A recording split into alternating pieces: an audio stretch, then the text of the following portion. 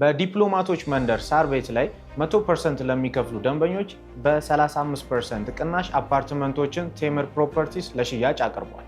በተጨማሪም በአያት፣ በፒያሳ፣ በአዋሬ እንዲሁም በተክለ ሃይማኖትና በጋርመንት ላይ ከ10% ቅድመ ክፍያ ጀምሮ በ3 ዓመት ጊዜ ውስጥ በረጅም ጊዜ ያከፋፈል ሁኔታ ያለምንም ተጨማሪ ክፍያና ወለድ የቤት ባለቤት መሆን ትችላላችሁ። በተጨማሪም በ2,500,000 ብር ሙሉ ክፍያ አሊያም በ500,000 ብር ቅድመ ክፍያ ገላን ኮንዶሚኒየም መሃል ላይ ሱቆችን እነሆ ይሎታል ቴምር ፕሮፐርቲስ። ለበለጠ መረጃና ሳይቱን ለመጎብኘት በ0921 75 22 22 ቴምር ፕሮፐርቲ ብለው ይደውሉ። እንዴት ናችሁ? ፍሬ ህይወት ዮሐንስ ነኝ። በአፍሪካ ቀንድ በተለይም በኢትዮጵያ በኤርትራና በሌሎች ጎረቤት ሀገራት መካከል እየተከናወኑ ያሉ ኢኮኖሚያዊ፣ ማህበራዊና ፖለቲካዊ ጉዳዮችን በትንታኔ ይዤላችሁ ቀርባለሁ። በተለይም ደግሞ ከኢትዮጵያ የቀይ ባህር ጥያቄ ጋር ተያይዞ የሚነሱ ሀሳቦች ላይ አተኩራለሁ። በዛሬው ቆይታችን በሁለት አንኳር ጉዳዮች ላይ አብረን ቆይታ የምናደርግ ይሆናል። የመጀመሪያው ቀዳሚ አጀንዳችን የሆነው ጠቅላይ ሚኒስትር ዶክተር አብይ አህመድ ያልተጠበቀው ውሳኔን አሳልፈዋል። ጠቅላይ ሚኒስትሩ ባሳለፉት ውሳኔ ጀነራሉ አዲስ አበባ እንዳይገቡ መከልከላቸውም ተሰምቷል። ጀነራሉን አዲስ አበባ እንዳይገቡ የከለከሉት ጠቅላይ ሚኒስትሩ ያሳለፉትን ውሳኔም ተከትሎ የኤርትራና የግብጽ ባለስልጣናት ግራ መጋባት ውስጥ ገብተዋል። ጠቅላይ ሚኒስትር ዶክተር አብይ አህመድ ያሳለፉት ውሳኔ እንዲሁም ደግሞ አዲስ አበባ እንዳይገቡ የተከለከሉት ጀነራል ማናቸው ከሚለው ጉዳይ ጋር እንዲሁም ደግሞ አሁን ላይ ባለው በኢትዮጵያ የውስጥ ጉዳይ እንዲሁም ደግሞ በኢትዮ ኤርትራ ውጥረት ላይ እጅግ አነጋጋሪ ደግሞ ቁልፍ የሆነ ሚና ይኖራቸዋል ተብለው የተጠበቁት ጀነራል ከአዲስ አበባ ጉዟቸው መከልከላቸው የሚያመጣውን ተጽዕኖ በተመለከተም ዝርዝር መረጃ ይዤላችሁ ቀርቤያለሁ። ሁለተኛው አጀንዳችን አሁንም በትግራይ ክልልና በአማራ ክልል በሚገኙ አካባቢዎች ላይ ያለው ውዝግብ እንደቀጠለም ቆይቷል። አሁን ላይ ባለው ሁኔታ ላይ የፌዴሬሽን ምክር ቤት ያሳለፈው ውሳኔ እንዲሁም ደግሞ የኢትዮጵያ ምርጫ ቦርድ ያሳለፈውን ውሳኔ መነሻ በማድረግ በአቶ ጌታቸው ረዳ የሚመራው የስምረት ፓርቲ መግለጫ አውጥቷል። የስምረት ፓርቲ ካወጣው መግለጫ በተጨማሪም ደግሞ የምርጫ ቦርድ ያሳለፈው ውሳኔውን ደግሞ የፌዴሬሽን ምክር ቤት በአንዳንድ አካባቢዎች ላይ ያሳለፈው ውሳኔ በፍርድ ቤት እንዲታገድም አድርጓል። ከዚህ ጋር በተያያዘም የህወሓት ምክትል ሊቀመንበር ከድምፃዊ ወያነ ጋር ቃለመጠይቅ አድርገዋል። በዚህ ላይም ሰፋ ያለ ሀሳቦች ተነስተዋል። አሁን ባለው ሁኔታ 7ኛው ዙር ሀገራዊ ምርጫ በትግራይ ክልል ይካሄዳል አይካሄድም የሚለው ጉዳይ እያነጋገረ ይገኛል። በዚህ ጉዳይ ላይ ሰፋ ያሉ አስተያየቶችን ይዤላችሁ ቀርቤያለሁ። ለዩቲዩብ ቻናል አዲስ ከሆናችሁ የደወል ምልክቷን ተጭናችሁ ቻናሌን ሰብስክራይብ በማድረግ ቤተሰብ እንድትሆኑ ጋብዛችኋለሁ። ቻናሌን ሰብስክራይብ አድርጋችሁ ቤተሰብ ከሆናችሁ ላይክ እና ሼር በማድረግ መረጃው ለወዳጅ ዘመዶቻችሁ እንዲደርስ እንድጋብዙልኝ እጠይቃችኋለሁ። አብራችሁ ስለምትቆዩም አመሰግናለሁ። ወደ ቀዳሚው መረጃም ተሻገርኩኝ። በመሃል ፒያሳ በምናስገነባው ሳይት ላይ 30% ቅናሽ ባለ 1 መኝታ 5.1 ሚሊዮን የነበረው 3.6 ሚሊዮን፣ ባለ 2 መኝታ 8.4 ሚሊዮን የነበረው 5.8 ሚሊዮን፣ ባለ 3 መኝታ 12 ሚሊዮን የነበረው 8.4 ሚሊዮን ሲሆን ይህ ዋጋ የወጣው 70% ባንዴ ከፍለው ቀሪ 30% ዲስካውንት ተደርጎላቸው ነው። ቀስ እያሉ በግንባታ ሂደት ለሚከፍሉም ከ10% ቅድመ ክፍያ ጀምሮ አመቻችተናል። ለበለጠ መረጃ ከታች ባሉት ስልኮች ይደውሉ። የመጀመሪያው ቀዳሚ አጀንዳችን የሚሆነው በኢትዮ ኤርትራ ውጥረት ላይ እንደ ድልድይ ወይም ደግሞ የኤርትራ መንግስት አሁን ላይ ኢትዮጵያ ላይ እያደረገ ያለውን እንቅስቃሴ ተከትሎ የህወሓት ቡድንን ለመደገፍ በሚያደርገው ጥረት ላይ የህወሓት እንግዲህ ታጣቂ ኃይሎችን በማሰልጠን ከዛም በተጨማሪ ደግሞ ኤርትራ በቀጥታ በኢትዮጵያ ላይ ጥቃት ከመሰንዘሯ ይልቅ በተዘዋዋሪ መንገድ ወይም ደግሞ በውክልና ከምታረጋቸው ግጭቶች ወይም ደግሞ እየፈጠረቻቸው ካለቻቸው ውጥረቶች ጋር ተያይዞ ትልቁ ሚና የሚጫወተው የሱዳን ጦር መሪ ጀነራል አልቡርሃን አዲስ አበባ በቀጣይ ወር ላይ ጉብኝት ለማድረግ መወሰናቸው ቢገለጽም የኢትዮጵያ ጠቅላይ ሚኒስትር ዶክተር አብይ አህመድ ግን ጀነራሉ አዲስ አበባ እንዳይመጡ መከልከላቸውን የሚገልጽ መረጃ ከወደ ሱዳን ተሰምቷል። ሱዳን ታይምስ ይዞት በወጣው ዘገባ መሰረትም ጠቅላይ ሚኒስትር ዶክተር አብይ አህመድ አሁን ባለው የፕሮግራም መጨናነቅ እንዲሁም ደግሞ አሁን ባለው አህጉራዊ ከዛም በተጨማሪ ደግሞ በቀጠናው ያለው ውጥረት በኢትዮ ኤርትራ እንዲሁም ደግሞ በኢትዮጵያ ውስጥ የሚንቀሳቀሰው ከህወሓት ቡድን ጋር ያለው ያለውን ውጥረት መነሻ በማድረግ ጀነራል አልቡርሃን አዲስ አበባ እንዳይገኙ መከልከላቸው ተሰምቷል።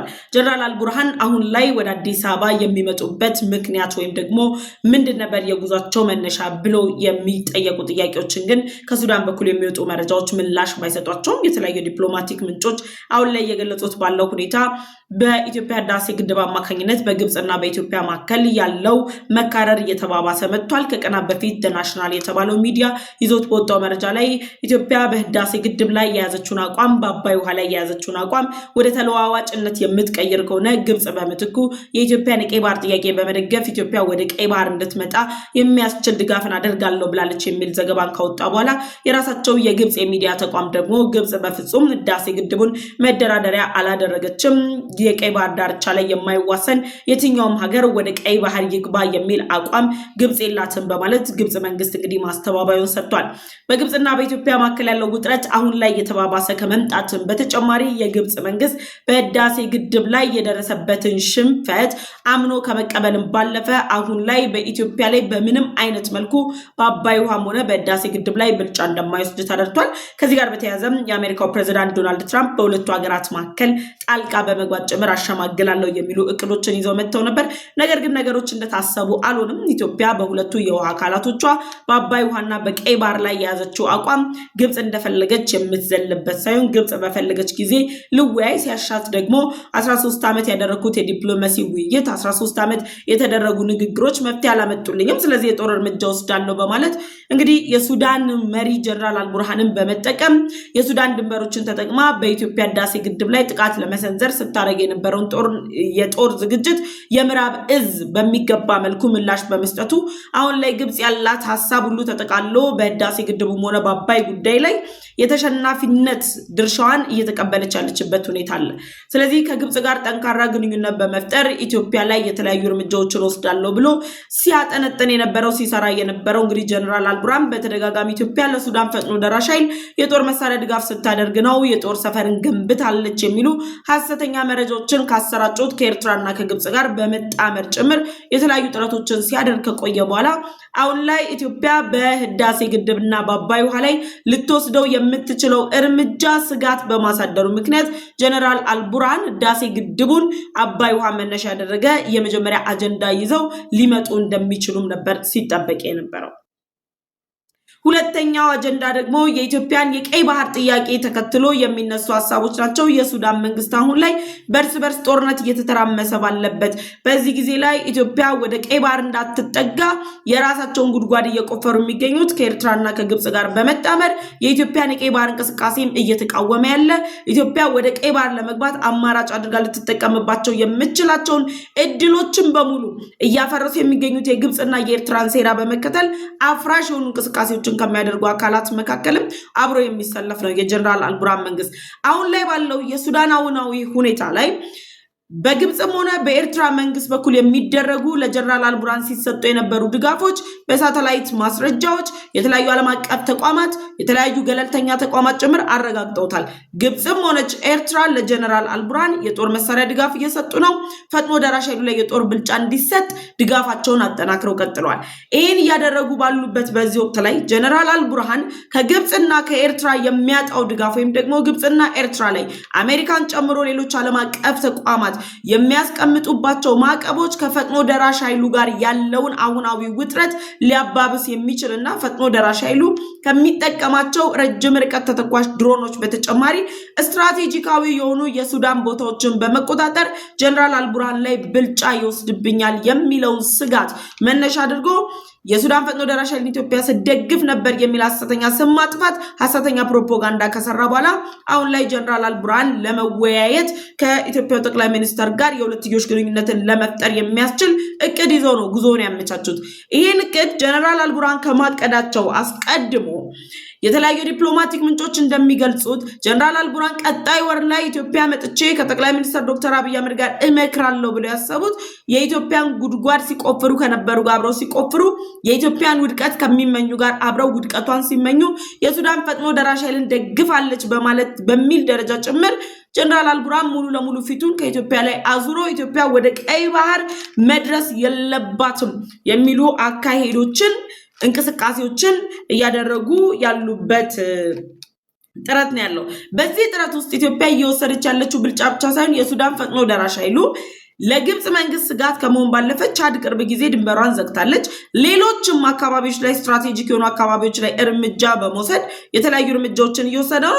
ደግሞ ለግብጽና ለኤርትራ ጀነራል አልቡርሃን ይደግፋሉ ለሚባሉ አካላት በሙሉ ማስጠንቀቂያ ሰጥቷል። ማስጠንቀቂያው ደግሞ በቃላት ብቻ የሚቀር ሳይሆን ተግባራዊነት ያለው ሊፈጸም የሚችል ማስጠንቀቂያ በመሆኑ ጀነራል አልቡርሃን አሁን ካሉበት አጣብቂኝ ውስጥ ምንም አይነት ኢንተረስት ሳይኖራት የራሷን ብሔራዊ ጥቅም ብቻ በማስጠበቅ ሱዳን ላድናት የምትችል አንድ ሀገር ብትኖር ኢትዮጵያ ነች። ስለዚህ አሁን ላይ በስልጣን ለመቆየት የሱዳንን ሉዓላዊነት ለማስቀጠል በጦርነቱ ምክንያት እየተሰደዱ ያሉ ሱዳናውያንን ህይወት ለመታደግ ሲሉ ጀነራል አልቡርሃን ሳይወዱ በግዳቸው እጃቸውን ለኢትዮጵያ የሚሰጡበት ዘመን መድረሱን የሚያሳይበት ወቅት ስለሆነ ቀጥታ ጉዟቸውን ወደ አዲስ አበባ አድርገዋል።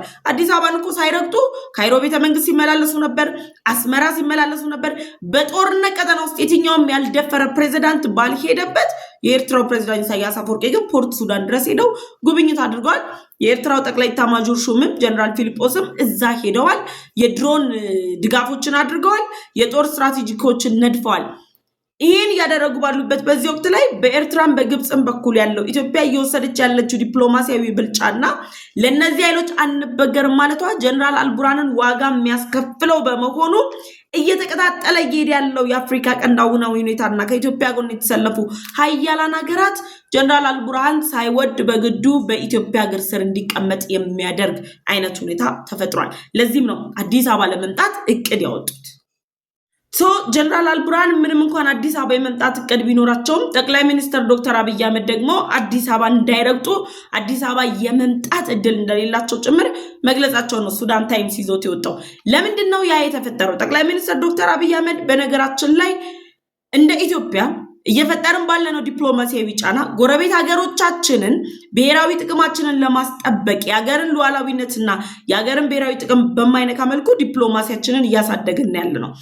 እነዚህ ከምናሳድግባቸው መንገዶች መካከል ጠላቶቻችን ናቸው ብለው ከሚታሰቡ ሀገራት ጋር ጥምረት ያለባቸው ሀገራትን ሁሉ በተለያዩ መንገዶች በጥቅምም በለው በዲፕሎማሲ አሳምነናቸው የራሳችን ደጋፊ ማድረግ አለብን። ነገር ግን ጀነራል አልቡርሃን አሁን ላይ አዲስ አበባ እንዳይመጡ ጠቅላይ ሚኒስትር ዶክተር አብይ አህመድ መከልከላቸው ትክክለኛ ውሳኔ ለመሆኑ ማረጋገጫዎች አሉ። ይህ ማለት ሰኔ 2025 ላይ በፈረንጆቹ 2025 በእኛ ደግሞ 2017 ላይ ጠቅላይ ሚኒስትር ዶክተር አብይ አህመድ የምስራቅ አፍሪካ ጉዳዮች አማካሪ አቶ ጌታቸው ረዳ፣ የኢትዮጵያ ደህንነት ጉዳዮች ኃላፊ አቶ ሬድዋን ሁሴን እነዚህን እና ሌሎች ከፍተኛ የመንግስት ባለስልጣናት በጋራ በመሄድ የጦርነት ቀጠና ውስጥ በነበሩበት ጊዜ ጀነራል አልቡርሃን ፖርት ሱዳን ድረስ ሄደው ጀነራል አልቡርሃን ከሚያደርጉት የእርስ በርስ ጦርነት በተጨማሪ የአልፋሽጋ አካባቢ ላይ እየተደረገ ያለው እንቅስቃሴ ለኢትዮጵያ የደህንነት ስጋትን የሚጋርጥ በመሆኑ የኢትዮጵያ መንግስት ጀነራል አልቡርሃን ለኤርትራ ጦርና ኤርትራ እየደገፈችና እየጋለበች በኢትዮጵያ ላይ ውስጣዊ ሰላምን ለማተራመስ እየሰራ ለሚገኘው ህወሓት የጦር አቅም ማቀባበያ ወይም ደግሞ መነሻሻ እንዳይሆን አልፋሽጋ አካባቢ ላይ ማረጋገጫ ስጡኝ። አልፋሽጋ አካባቢን የጀነራል አልቡርሃን መንግስት ወይም ደግሞ የሳቸው ኃይል ብቻ እንደሚቆጣጠረው ለነዚህ ኃይሎች ማቀባበያ ለነዚህ ኃይሎች ድጋፍ መስጫ እንደማታረጉት ማረጋገጫ ስጡኝ ተብለው ሲጠየቁ ጀነራል አልቡርሃን ራሷን ማዳን ያልቻለችው ኤርትራን መርጠው እኮ በፍጹም ነው ያሉት። አልሰጡም ለዚህ ማረጋገጫ። አልፋሽጋን ተጠቅመው ህወሓት ወልቃይት ላይ ያለው ኢንተረስት ይታወቃል። ኤርትራ ደግሞ ህወሓትን በመጠቀም ኢትዮጵያ ላይ ጦርነት በመክፈት ኢትዮጵያን ለማዳከም የምታደርገው ጥረት ይታወቃል። ይህ እንዳይፈጠር ኢትዮጵያ የብሔራዊ ደህንነት ስጋት የሚጋርጡባት ቦታዎች መካከል ቀዳሚ መሆኑን በመጥቀስ ጭምር በዚህ ቦታ ላይ ለየትኛውም ኃይል መንቀሳቀስ ፍቃድ እንዳይሰጡ ተጠይቆ አረጋግጡልን ሲባሉ እምቢ ያሉት ጀነራል አልቡርሃን ራሳቸው እንኳን ማረጋገጥ ቢያቅታቸው ኢትዮጵያ የጦር ሰፈሬን ገንብቼ ድንበሬን ላስከብር፣ የሀገር ሉዓላዊነቴን ላስከብር፣ ብሔራዊ ጥቅሜን ላስከብር ስትላቸው አሻፈረኝ ነው ያሉት። አልፈቅድም ነው ያሉት። ለኢትዮጵያ ከመፍቀድ ይልቅ እኮ እሳቸው ሳውዲ ካይሮ ያደረጉት መመላለስ የሱዳን ባለስልጣናት ፖርት ሱዳን የተቀመጡ ባለስልጣናት አስመራ ድረስ ያደርጉት የነበረው ጉብኝት ቁጥሩ ሰፊ ነው። ስትራቴጂካዊ አጋር መሆን የምትችላቸው ኢትዮጵያን ትተው በመቶ ሺዎች የሚቆጠሩ ስደተኞቻቸውን እየተቀበለች ያለችው ኢትዮጵያ ላይ ጠላትነትን አውጀው ከነ ሱዳን ጋር ከነ ኤርትራ ጋር ከነ ግብጽ ጋር አሸሼ ገዳሜ ሲሉ የነበሩት ጀነራል አልቡርሃን አሁን ላይ አዲስ አበባ ለምንድን ነው የሚመጡት? ብሔራዊ ጥቅሜን ላስከብር ያለችው ኢትዮጵያን የጦር ሰፈር እንዳትገነባ ከልክለዋል። የጦር ሰፈሬን ገንብቼ ድንበሬን ላስከብር፣ ወታደራዊ አቋሜን ላጠናክር። ምክንያቱም ኤርትራ የምትጋልበው ህዋትን ጨምሮ ሌሎች የኢትዮጵያ የውስጥ ታጣቂዎች ወታደራዊ የሎጂስቲክ ማጠራቀሚያ ቦታ ሊያደርጉት ይችላሉ አልፋሽጋን። ስለዚህ የደህንነት ስጋት አለብኝ፣ የሀገሪቱን ሰላም የሚያውኩ አጀንዳዎች በዚህ አካባቢ ላይ ይነሳሉ ብለው ጠቅላይ ሚኒስትር ዶክተር አብይ አህመድ ጠይቀዋል፣ አቅርበዋል። አልፈልግም ያሉት እሳቸው አሁን ላይ ደግሞ አዲስ አበባ ልጎብኝ ማለት የጨነቃችሁለት ነው ወይ? አዲስ አበባ መታችሁ እኛ የጭንቀታችሁ መተንፈሻዎች ነን ወይ? ለዚህ ነው ጠቅላይ ሚኒስትር ዶክተር አብይ አህመድ ከሱዳን ጋር የሚፈጠር የትኛውም ግንኙነት በነገራችን ላይ እያደገ የመጣውን የኢትዮጵያ ዲፕሎማሲን እንደ ቀልድ የሆነ ሀገር ጎብኝ መጥቶ እንደጎበኘው እኛ ደግሞ የሆነ ሀገር ሄደው የኛ መሪዎች እንደጎበኙት አይደለም መታየት ያለበት። ጥንቃቄና ብልሃት የተሞላ አይነት ስትራቴጂካዊ ዲፕሎማሲ ነው አሁን ላይ እየተፈጠረ ያለው። ለዚህም ነው ጠላት የነበሩ ሀገሮቻችንን ብሔራዊ ጥቅማችንን አስከብረን ከተለያዩ አያላን ሀገራት ጋር ግጭት ውስጥ ካሉት ጋር ጭምር ብሔራዊ ጥቅሞቻችንን አስከብረን ግንኙነት እየፈጠርን ያለ ነው። ለምሳሌ ኢትዮጵያ ከእስራኤል እና ከአሜሪካ ጋር ጠንካራ የሚባል የዲፕሎማሲ ግንኙነት አላት። ከኢራን ጋርም ወታደራዊ ስምምነት አላት። ነገር ግን ከኢራን ጋር ኢትዮጵያ ያላት የሁለትዮሽ ግንኙነት የእስራኤልና የአሜሪካን ብሔራዊ ደህንነት ወይም ደግሞ የእስራኤልና የአሜሪካን አሁናዊ ሁኔታ አደጋ ላይ የሚጥል አይደለም። ኤርትራ ግን ከኢራን ጋር የፈጠረችው ጥምረት የአሜሪካና የእስራኤልን ደህንነት አደጋ ላይ የሚጥል ነው። ለዚህ ነው ኢትዮጵያ እየተከተለች ያለችው የውጭ ፖሊሲ ዲፕሎማሲ ኦቨርኦል ታርጌቱ የሀገርን ብሔራዊ ጥቅም ማስከበር ከመሆን በተጨማሪ ደግሞ አጋር የሆኗትን ሀገሮች ብሔራዊ ደህንነት፣ ብሔራዊ ጥቅም አደጋ ላይ የማይጥል አይነት ጥምረት ፈጥራ የምትንቀሳቀሰው። ሱዳን ለኢትዮጵያ አትጠቅምም አንልም፣ ትጠቅማለች። ጀነራል አልቡርሃን ስልጣን ላይ ቀጠለም አልቀጠለም አሁን ላይ ባለው ሁኔታ ለኢትዮጵያ ይጠቅማል። የማሸነፍ እድል ሊኖረው ይችላል። ነገር ግን ኢትዮጵያ ለጀነራል አልቡርሃን የጦር መሳሪያ ድጋፍ አታደርግም። የጦር መንደርደሪያ ወታደራዊ ሰፈር እንደ ግብጽ አትገነባም። ሰራዊቶቿን በሺዎች የሚቆጠሩ ሰራዊቶቿን ለሱዳኑ ጦር አትሰጥም። ኤርትራ በግልባጩ በዘመናዊ ባርነት የመለመለችውን ወጣት ወታደራዊ ኃይል ለሱዳን ሂዱና ተዋጉ እያለች ከሀገራቸው አልፎ ለሌላ ሀገር ደማቸውን እያፈሰሰች ነው የምትገኘው። እንደዚህ አይነት መስዋዕትነት ልትከፍል አትችልም ኢትዮጵያ። ለዚህም ነው ከሱዳን ጋር ያላትን የሁለትዮሽ ግንኙነት በተጠንቀቅ እያየች ያለችው። የጦር ሰፈር ገንብቼ ብሔራዊ ጥቅሜን ላስጠብቅ ስትላችሁ እምቢ ያላችሁት የሱዳን ባለስልጣናት አሁን ላይ ደግሞ የሱዳን ፈጥኖ ደራሽ ኃይሉን አጠናክሮ እርምጃ እየወሰደ ሲመጣ ደግሞ ስትራቴጂካዊ ቦታዎችን መቆጣጠር ሲጀምር ኢትዮጵያ አድኝን ብሎ መምጣቱ ዋጋ ያስከፍላል እንጂ ኢትዮጵያ ምንም የሚያሳጣት ነገር የለም። ለዚህም ነው ጠቅላይ ሚኒስትር ዶክተር አብይ አህመድ ጀነራሉ አዲስ አበባ እንዳይገቡ በቃ አይገቡም፣ ዝግጁ አይደለችም ኢትዮጵያ የእሳቸውን ችግር ለመፍታት የእሳቸውን ሮሮ ለማዳመጥ። የእሳቸው አጋር የጀነራሉ አጋር በህዳሴ ግድቡ ወገቡን ተመቷል። በዚህ በኩል ሌላኛው አጋራቸው የኤርትራ መንግስት በቀይ ባህር ጉዳይ ላይ ወገቡን ተመቷል እና አሜሪካና እስራኤል የኢትዮጵያ የቀይ ባህር ጥያቄ ምላሽ ማግኘት ያለበት ጉዳይ ነው ብለዋል። ለዚህ ነው አሁን ላይ ጀነራል አልቡርሃን በተስፋ መቁረጥ ውስጥ ሆነው አዲስ አበባ ሊመጡ ነበር። ሱዳን ታይምስ እንደገለጸው ጠቅላይ ሚኒስትር ዶክተር አብይ አህመድ ኖ ብለዋል፣ ሪጀክት አድርገውታል። ስለዚህ ጠቅላይ ሚኒስትራችን በብልሃት የወሰኑትን ውሳኔ ደግሞ እኛ የመቀበል ኃላፊነት ነው ያለብን። ነገሮችን በግራ በቀኝ አድርጎ ሳይታዩ ምን ያመጣሉ ምን ይወስዳሉ ሳይባል የሚወሰን ውሳኔ የለም። በዚህ ጉዳይ ላይ ሀሳብ አስተያየታችሁን አስቀምጡልኝ። ወደ ሁለተኛውና የመጨረሻ አጀንዳ ተሻገርኩኝ። ሁለተኛውና የመጨረሻው አጀንዳችን 7ኛው ሀገራዊ ምርጫ የተለያዩ ድራማዎችን እያሳየን ያለው።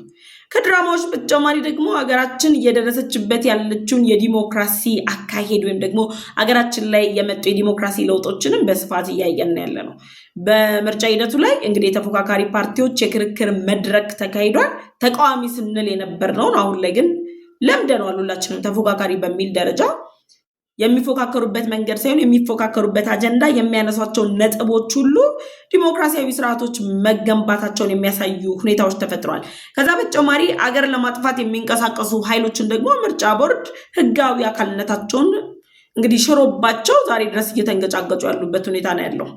እንግዲህ ለሀገር የሚበጀውን እየወሰንን ለሀገር የማይበጀውን ደግሞ እንዳይቀጥል ራሱን አርሞ ገምግሞ እንዲመጣ ጭምር እየተደረጉ ድሎች እየተሰጡ ያሉበት ሁኔታዎች አሉ። 7ኛ ሀገራዊ ምርጫ እኔ እንደ ግለሰብ ጥሩ ነገሮች እያየንባቸው ያሉ ጅምሮቹ ጥሩ የሆኑ ደን ደግሞ ከታማኒነት ከግልጽነት ጋር ተያይዞ ደግሞ ያው ምርጫው ሲደርስ የምናየው ነው የሚሆነው። አሁን ባለው ሁኔታ ግን እንደ ጅምር የፖለቲካ ፓርቲዎች እያደረጉት ያሉ ፉክክር እየተደረጉ ያሉ ዝግጅቶች መልካም የሚባሉ ናቸው። ከዚሁ ጋር ተያይዞ በትግራይ ክልል ያለው የምርጫ ሁኔታ ወይም ደግሞ ትግራይ ላይ 7ኛው ሀገራዊ ምርጫ ይካሄዳል አይካሄድም በሚለው ጉዳይ ላይ አነጋጋሪ የሆኑ ሀሳቦች እየተነሱ ነው ያሉት። ህወሓት ገና ከጅምሩም ጀምሮ በትግራይ ክልል ምርጫ እንዳይካሄድ ጦርነትን በማስነሳት ህዝቡን ለሁለተኛ ዙር ለቅሶ ለማስቀመጥ ጥረት ሲያደርግ ነበረ። የፕሪቶሪያው ስምምነት አልተፈጸመልኝም የሚሉ አጀንዳዎችን ይዞ ሲመጣ ነበር። ደን ደግሞ በትግራይ ክልል የተቀመጡ ወይም ደግሞ አዲስ የመጡ ደግሞ የፖለቲካ ፓርቲዎች ምርጫ እንዲካሄድ ያላቸውን ፍላጎት ሲገልጹ ቆይተው ነበር። አሁን ላይ ባለው ሁኔታ በትግራይ ክልል 7ኛው ሀገራዊ ምርጫ ይካሄዳል አይካሄድም የሚለው ነገር በሂደት የምናየው ቢሆንም ምርጫ ግን ለማካሄድ የሚያስችሉ ሁኔታዎች አሉ ሲባል ምርጫውን የሚካሄድበትን ሁኔታ ለመምረጥ የትግራይ ህዝብ መልካም ፍቃድ የትግራይ ህዝብ ትብብር እንደሚያስፈልግ የሚያሳዩ ነገሮች አሉ። በነገራችን ላይ ህወሓት የ7ኛው ሀገራዊ ምርጫን ለማደናቀፍ በሚያደርገው ጥረት በነገው ዕለት የካቲት 20 ሰላማዊ ሰልፍ ጠርቷል። ህዝባዊ ሰላማዊ ሰልፍ። ሰላማዊ ሰልፉን የጠራው ለመላው የትግራይ ህዝብ በሚገኙ ወረዳዎች፣ አውራጃዎች ኤቭሪዌር ወጥቶ ሰልፍ እንዲደረግ ነው የጠራው። ህወሓት ለ7ኛው ሀገራዊ ምርጫ ቅድመ ሁኔታዎችን አስቀምጧል። ካስቀመጣቸው ቅድመ ሁኔታዎች መካከል ራሱ እንደፈለገ እየጣሰው የሚገኘው የፕሪቶሪያው ስምምነት የመጀመሪያው ጉዳይ ነው። 7ኛው ሀገራዊ ምርጫን በተመለከተ የህወሓት ምክትል ሊቀመንበር የሆኑት አቶ አማኑኤል አሰፋ ከድምፃዊ ወያነ ጋር ቃለመጠይቅ አድርገዋል ወይም ደግሞ አብረው ቆይታ አድርገው ነበር። ባደረጉት ላይ ህወሓት ያስቀመጣቸው ቅድመ ሁኔታዎች የመጀመሪያው ቅድመ ሁኔታ አወዛጋቢ ቦታዎች ላይ ውሳኔዎች ሳይተላለፉ በትግራይ ክልል ምርጫ ማድረግ አይቻልም ብለዋል። አወዛጋቢ ቦታዎች የሚሏቸው ባለፉት ዓመታት እኔ ኦልሞስት ከልጅነት ጀምሮ የምሰማው የወልቃይት ጉዳይ ነው።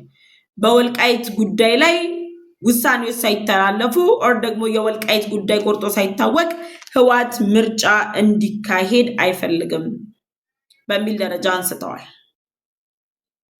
ሁለተኛ ሐሳብ ያደረጉት ትግራይ ክልል ከጥቅምት 24 በፊት የነበራት አይነት አቋም ሳይኖራት ወይም ደግሞ በጥቅምት 24 በፊት የትግራይ ክልል አካል የነበሩ አካባቢዎች በትግራይ ክልል ውስጥ ሳይጠቃለሉ በትግራይ ክልል ምንም አይነት ምርጫ አይደረግም ብሏል። አቶ አማኑኤል ባደረጉት ቆይታ ጀነራል ታደሰ ወረደ ጊዜያዊ አስተዳደር ሆነው በተሾሙበት ጊዜ ላይ በትግራይ ክልል ምርጫ እንደሚደረግ በትግራይ ክልል ቀጣይ ፍትሃዊ ምርጫ ተደርጎ በምርጫ ያሸነፈ አካል አገሪቱን ክልሉን እንደሚመራ ተገልጾላቸው የመግባቢያ ስምምነት ተፈራርመዋል። ጀነራል ታደሰ ወረደ ጊዜያዊ አስተዳደሩ።